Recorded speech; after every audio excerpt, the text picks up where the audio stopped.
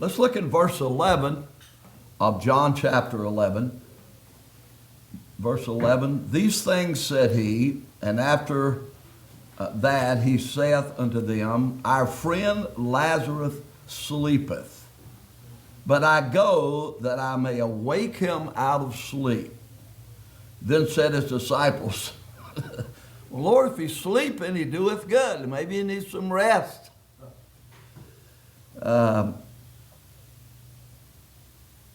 Howbeit Jesus spake of his death, but they thought that he had spoken of taking of rest in sleep.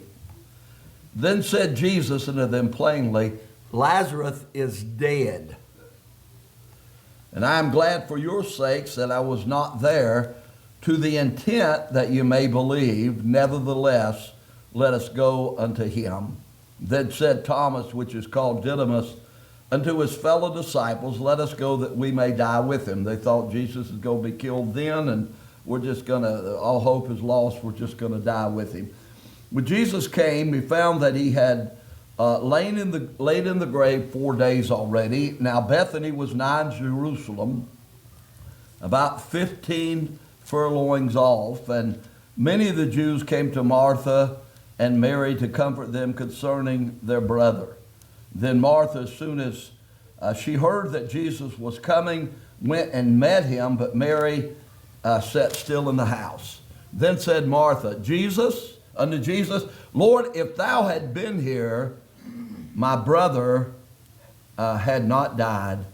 But I know that even now, whatsoever thou wilt ask of God, God will give it thee. And Jesus said unto her, thy brother shall rise again. And Martha said unto him, I know that he shall rise again in the resurrection at the last day. Jesus said unto her, I am the resurrection and the life. He that believeth in me, though he were dead, yet shall he live. And whosoever liveth and believeth in me shall never die. Let's skip down to verse 33, and then I'll comment on these other passages later. Then when Jesus saw her weeping, and the Jews also weeping, which came with him, he groaned in the spirit and was troubled, and said, where have you laid him? They said unto him, Lord, come and see. And Jesus wept. Then said the Jews, behold, how we loved him. And some of them said, could not this man which opened the eyes of the blind have caused that even this man should not have died? Jesus therefore, again groaning in himself, cometh to the grave. It was a cave, and a stone lay upon it. And Jesus said, take away the stone. And Martha, the sister of him that was dead, said unto him, Lord, by this time he stinketh, for he hath been dead 4 days. Then said Jesus unto her, say I not unto thee that if thou wouldest believe, thou shouldest see the glory of God. He goes on to pray in verse 41, thanking the Lord that he had heard him. And he says, I know that you hearest me always.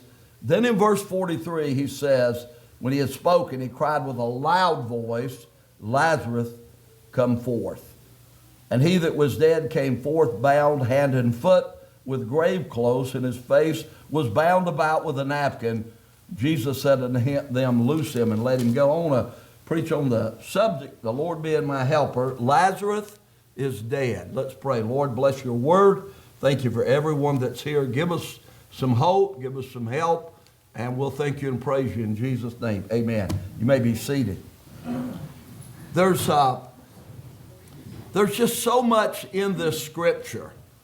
And keep this in mind, the Bible was written for us today. And we need to study the Bible. Study to show thyself approved unto God, a workman that needeth not be ashamed, rightly dividing the word of truth. When you come to Christ, you become a Christian. The Bible, which you may have had like we did growing up in a different era, we had a Bible on the coffee table, and I'd look at the pictures. It had a lot of good pictures in it, and try to discern what it meant. Of course, there was dust on the, you wanted to look like a Christian, even if you were not. And so people in those days had Bibles in their house. Not so much today. There's people living in America that never read the Bible. don't have a clue. And I've met so many people that it's really amazing to see how people don't perceive the Word of God, don't understand God. So there's some things that really jump out at us about Lazarus and the resurrection. We see God's power. That's not even the main lesson, but it's kind of a byproduct of the thought here today. God's power.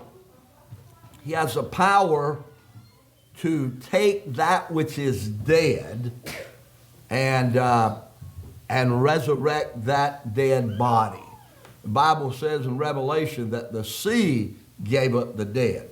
Once the sharks are done with you and the crabs and everything else, God can take that which was and that which is decayed and make it come alive again. I love the story of in the New Testament of when Jesus resurrected. There were people that were resurrected with him, and people they were just amazed at the testimony of those that got up out of the grave, and they saw people they knew that were dead. So we see God's power, and this is important. We see God's wisdom.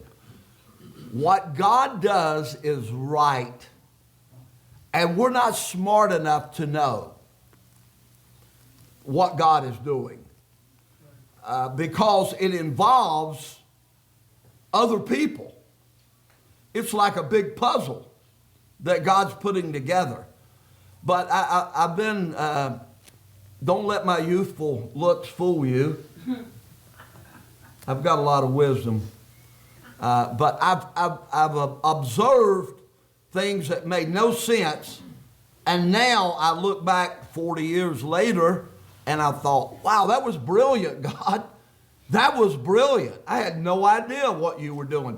But initially, we look at what affects our life right now, and we're in a kind of a bubble of us and individually, and how does it affect us? But what if we have to go through something for someone else who doesn't know Christ to come to him? So we see God's power, we see God's wisdom, and we see the power of unbelief. It's Jesus. Don't be down on yourself if you can't get somebody to come to the Lord and trust him for salvation, because there were people Jesus didn't reach. They heard him. And I want you to look at this. When Lazarus was resurrected, he said, take away the stone. They did. Lazarus came forth. And listen to this. Here's a man that they knew had been dead 4 days. Everybody's mourning. Everybody's sad. And people are there they were there to see Jesus fail. And make no mistake about it, the world does not want you to succeed spiritually. They don't want you to make it. They want you to fail. People want you to fail. So, not everybody, but a lot of people. And so, in verse 45, many of the Jews which came to Mary and seen the things which Jesus did, they believed on him. Now that would make sense. I mean, that would get me, if somebody raised somebody from the dead, that would make sense. But some of them went their ways to the Pharisees and told them what things Jesus had done. And then gathered the chief priests and the Pharisees a council and said, we do well, for this man doth many miracles. If he's doing miracles, he's of God. Satan doesn't do miracles. He does lying miracles. He does magician tricks. He does fake stuff. And he said, if we let him alone, all men will believe on him.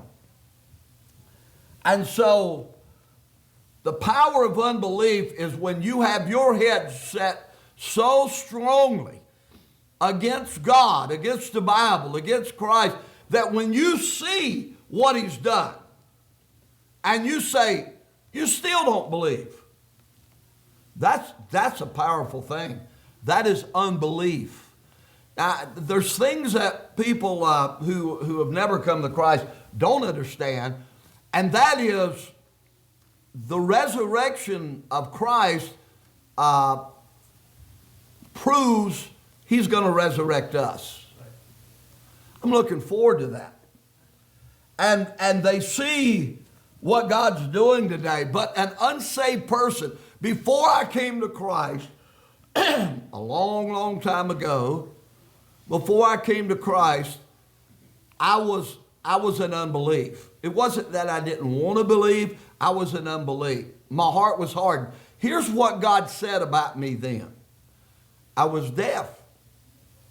I could not hear the voice of God. That's why when you try to use logic and you try to use feelings and you try to use things that you see and you thought, well, it must be this way. You don't have all the information. And the Bible says that we're deaf and we're blind. We cannot see God. We can't see God. We can't hear God. And one of I like to use this when I witness to people, is once you hear the voice of God, you absolutely know it. It's not like anything you've ever heard. I'm not talking about audibly. I'm talking about the still small voice when God speaks to your heart. You may say no, but you know, hey, this is the one who created me. This is the one that knows me from day one. He knows my potential. This is the God that knows everything about me. And so he reveals that to you. And when you hear his voice, it's like somebody you knew, but you never met him. Knows everything about you. So, Lazarus came forth. And people believed on him. Suddenly they can hear. When a person comes to Christ, when a person is under conviction, that is, God's not always speaking, but sometimes he speaks to us in that still small voice. And that doesn't mean that you're saved, but it means that you're hearing God. And you got to make a decision. I mean, it really is captivating. I mean, I've been raised up in the First Methodist Church as a kid, but in 1976, I heard God for the first time. Not an audible voice, but in my heart. And I knew it was him. And when God, what I was going to say is, when God convicts you, he removes the blindness, he removes the deadness, and our hard hearts, and God speaks to us, and we're like, wow, never had that happen before. I've never heard a voice like that. I've never experienced anything I can compare to that. And then you either say yes or no, then God closes the door. Not permanently, but you don't hear it, you don't see it. You don't go around thinking about God. That's one way to tell somebody that people say, I'm afraid I'm going to lose my salvation. And you know, people have all kind of, they're all different personalities. People overthink things. That's why I like being stupid. Everything is really simple to me. It's black and white. It's yes or no. It's God or not God. So quit laughing, Jerry. You're from Texas. You got no room to criticize. So God opens up your eyes, you see it, and you say yes or no. It's an amazing thing, really. So he comes to Lazarus, he comes to the tomb, and he says with a loud voice, Lazarus, come forth. And listen, Lazarus is bound hand and foot. He's a mummy. Not like some of you that have children are a mummy, but he is a mummy. And he comes floating out of the tomb. He cannot walk. and Jesus called his name, if he would have just said, come forth, everybody would have came forth. And we got to understand this. Those that are dead are not dead. That, I don't know. I think maybe it's an element of unbelief, but I was thinking about my family. You get older, you start missing them. You hate them when they're alive, but you start missing. Can I get an amen right there? Amen. You start missing them when you get older. It's like, I wish I could talk to my brothers. Wish I could talk to my mom or dad. Wish I could talk to my sister. Oh, she's still alive. So,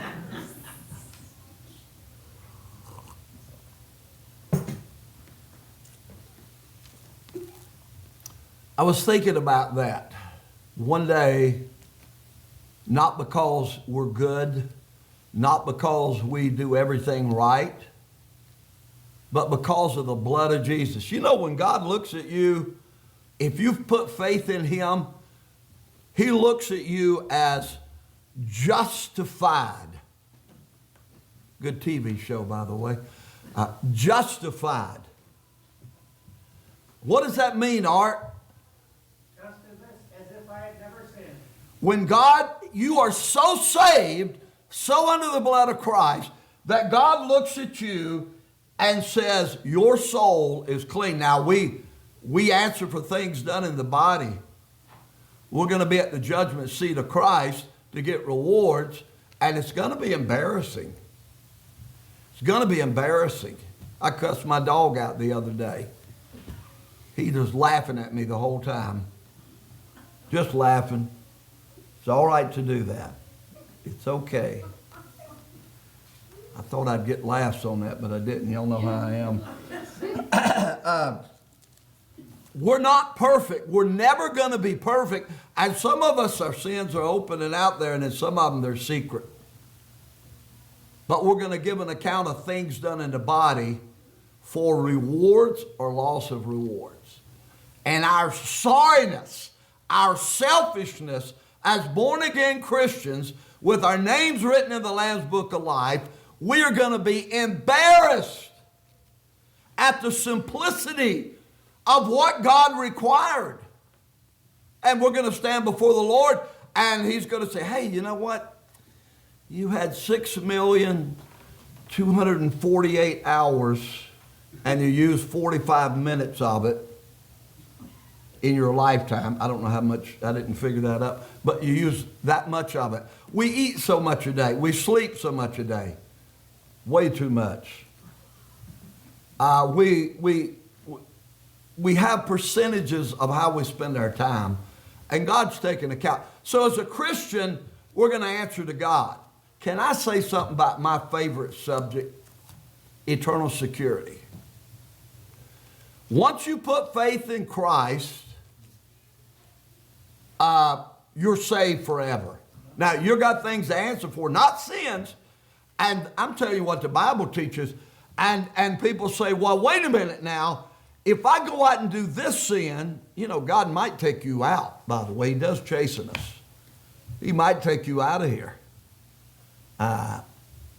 You get out there and you get out too far, you know, it's like that message. Have you ever heard the message, God's 3 deadlines? There's a cutoff point at some point. I don't want to find out where it's at. My wife has got really close to it a few times, but not me.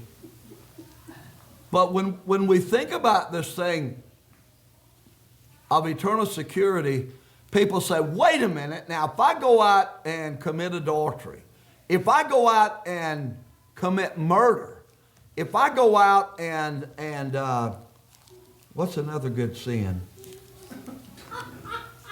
Do something really, really bad. We do something really, really bad, and we say, well, of course you would lose it then. Yeah, if you could lose it. But you know what it would take to lose your salvation? Itsy bitsy, teeny weeny sin. Why do we change God's word and say, you know what? I got to be, if I do this big sin, I didn't say you'd get by with it. Did I say you'd get, no, I didn't say you'd get by with it. But I'm just saying God will deal with you. And thank God he's merciful and long-suffering, because if he wasn't, all of us would be dead, especially Brother Art. We would all, we would all be dead. It wouldn't take but one little sin. He that knoweth to do good and doeth it not, to him it is sin. That's all it would take for you to lose your salvation. You smoke a cigarette, you're hurting your body. Can I get an amen over here? There's things you can do to hurt your body. And there's things you can do to end your life early. And that's a sin. But good luck getting through life without sinning. Lazarus is dead. What an amazing thing that God does in his power and God does in his wisdom. And then one day, listen, I was thinking about this the other day. I was talking about my family. I can hear my mother's voice as she got older, and her voice was weaker and higher. And as she got older, you know what I remember about my mother the most? Two things. The hickory switch, which was on a motor. My dad used a belt, and then her washing my mouth out with soap. It did no good whatsoever. I remember that taste. And my mom, I was at her house one time after we were married and saved, and she said a bad word, and I went and got some soap. I said, come here. Got some soap on my fingers. I was going to put it in her mouth, and we laughed. We had the best time with that. But unbelief. Jesus wept. Why did Jesus weep? Jesus wept because of unbelief. And he weeps now. God knows what he's doing. You don't know what he's doing. I don't know what he's doing. But trust me, when it's all said and done, it's going to work out perfectly.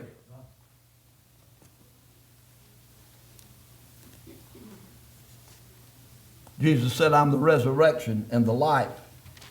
He that liveth and believeth in me, though he were dead, yet shall he live. You know, we talk about this, and even the unsaved world talks about, oh, we're going to see him again. Well, if they're unsaved, you're going to see him at the great white throne judgment. I'm sorry. And that's not good. That's not a good place to see somebody. I'd rather see him at the judgment seat of Christ. That means when the chewing out's over, we're going to get it right on into heaven. I'm going to hear my mother's voice. My mother got saved. I remember we went home. Since we've been out here and been pastoring here, we went home, and I didn't tell her we were coming. And I walked in the house, walked by her. I said, hi, Mom. And she said, oh, hey, Johnny. Hey, Johnny. I said, Johnny, what are you doing here? What are you doing here? I'm going to hear her voice again. I'm going to hear my dad's voice again. I'm going to hear my mother's voice, my dad's voice. I'm going to hear my brother Mike's voice. If anybody was saved, he was saved. You know, he cussed me out. Well, I'm a cussing family. When I went over to witness to him, I brought my preacher. I'd been saved about a year or two. Me and Kathy and preacher went over, and Kathy and the preacher went in and talked to my sister-in-law, and Sheila got saved. She got saved. She's still saved. And will be throughout eternity. And my brother, I felt so bad, cussed me out for bringing the preacher over there. That was Mike. We grew up rough. We grew up in a Christian home. We grew up rough. Mike got saved to the bone. I watched him as he was dying with cancer, and the grace and the love for God and the caring.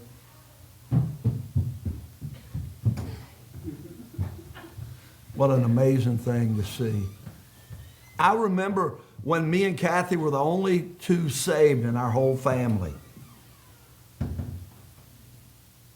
And through the years, the last family reunion we were at, I think there was maybe one person that wasn't saved there.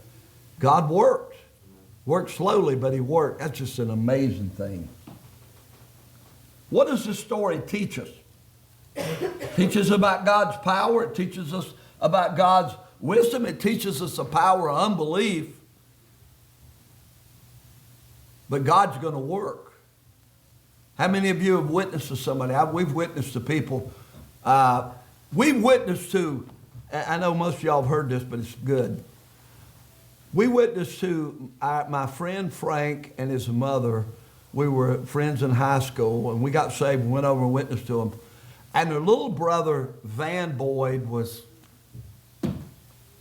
6, 7, 8 years old, about so big. And it was so fun because we'd go over there when we were in high school, and he said, "Watch this, John." And he picked Van up. I was going to say something about midget toss, but I better say little people toss. And he would throw him across the room, and most of the time he'd land on the couch, but not always. And we were, since we've been out here, we went home, we was in a restaurant. This guy, this young man, in his 20s, I guess, come walking, striding up to me. I got nervous. He said, "Are you John Allen?" I said, "It all depends." I said, "What did I do?" He said, "You probably don't remember me," but he said, "I'm Van Boyd." And he said, "You and your wife came over and witnessed to my mother and my brother, Frank."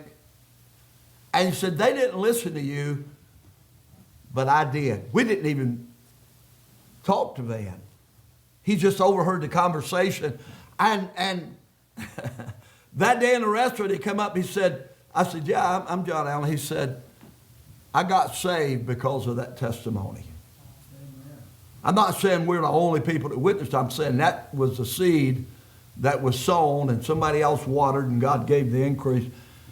And he said, I'm Independent Baptist. He said, "I am a deacon in an Independent Baptist church." That's just icing on the cake. And he said, "I want to thank you for witnessing." I was just dumbfounded. And we've seen that happen. Another lesson it teaches, and I'm almost done because I know y'all can't stand it. Another lesson it teaches is it's never too late. We do a Celebrate Recovery. My wife does that. And thank you guys for helping out. Others have helped out. We do it every Saturday at 6 o'clock, right here in the kitchen. And you don't even have to have addictions. It deals with issues. Everybody in the church needs to Celebrate Recovery. Because a lot of us are saved, but we've never dealt with our issues. You ought to come. It's free. And on top of that, we'll give you food. We'll feed you. I remember when we had a little mission church in Fountain Inn, South Carolina. And I remember me and my wife was knocking on some doors. And there's a man, I think he's about 85. And I was probably, 30 then, I guess. And so I was just talking to him. I said, "Yeah, we're from the Welcome Baptist Church in Fountain Inn." I was still in Bible college. It was just a little, didn't need to be there, but it was a little mission church, and they asked me to come and do it. So I said, "Yeah, I'll do it." And so we were talking to that man, and the Lord, it's not magic, but the Lord does do things sometimes to kind of help you out. And we were talking to that man, and it was just, I think I may have been joking. I can't remember, but I said, "I think we're going to get some rain." And he said, "Nah," I said, "it's not clouds. It's not going to get any rain whatsoever." And almost as soon as he said that, the thunder started. And the rain just, and so we're standing out there in the rain, and I'm playing it cool. My heart's pounding out of my chest. Like that day when I'm preaching about open doors. Remember that? How many was here then? And that door just opened or shut one, and I said, just like that. I was as scared as y'all were. But I was not going to lose that opportunity. And And that rain just coming, and rain dripping off. We just sat there and looked at each other, and he just started laughing. He said, I guess I'd better talk to you then, huh? I would. You don't do that for everybody. But anyway, we got to witness with that man, and he came to the Lord. It's never too late. It doesn't matter if you've destroyed your life or you think you've destroyed your life or it's not going to work out. This is what God does. He takes the pieces of our lives that are falling apart, and you know what? He puts it together. Never too late. Never too late. Jesus wept. He wept because of unbelief. You don't come to Christ, you don't accept the Bible by some intellectual study. You don't understand the Bible by what you feel or what you touch. It's by faith, and you have no idea the power of faith till you exercise it. By grace, unmerited love. Are you saved through faith, that not of yourselves?